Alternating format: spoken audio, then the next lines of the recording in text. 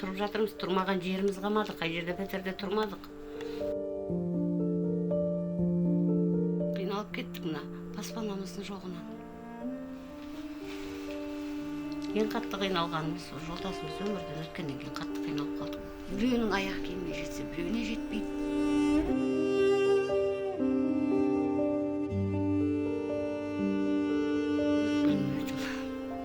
Баспаналы болсам білмеймін. Сөзбен айтып кеткізу мүмкін емес. Алладан денсаулық сұрайсың ғой бірінші. Басқасы болар-ау деп, бірақ бәрібір денсаулығымыз ауырып жатса да әйтеуір осыларға жетілдіру керек деп жүрміз ғой. Бәрі көрінбейміз, о докторға барып ше. Жолдасым анау сыртта жұмыс істеді.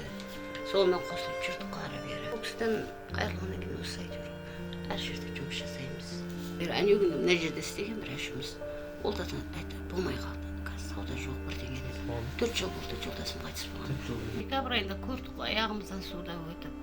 Аяғымызда аяқ киіміміздің, біреуміз аяқ киім бар, біреуміз аяқ киіміміз жоқ әйтеуір.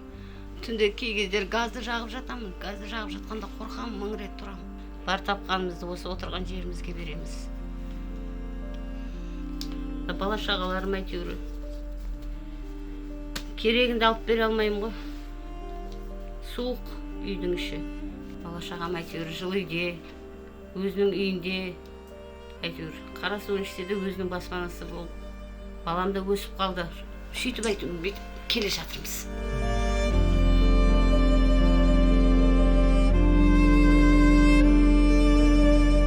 Алла Тағала ниеттерімізді қабыл етіп, осы қауіптен жасын. Еліміз аман, бала шағаларымыз болсын.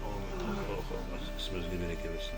Ассалаумағалейкум, құрметті достар. Міне Алланың қалауымен Ізгілікте жарысайық қайырымдылық қоғамдық қоры және бауырымыз Тұран мырза жұбайымен асыраушысынан айырылған 5 баланың анасы Жанар әпкемізге келдік. Келу мақсат бұл отбасының жағдайы бізді қатты алаңдатты.